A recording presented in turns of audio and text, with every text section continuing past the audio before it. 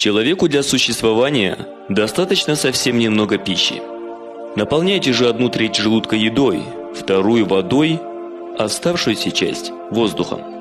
Эти слова пророка Мухаммада, саллаллаху алейхи вассалям, необходимо помнить всем мусульманам, чтобы сохранить хорошее самочувствие и продлить свою жизнь. Ученые на основе многочисленных исследований убедились в том, что глубоко и полноценно дышать намного легче, если желудок человека не наполнен. Неглубокий же вздох способствует укорачиванию жизни. Кровь всего организма для очищения от углекислого газа поступает в легкие.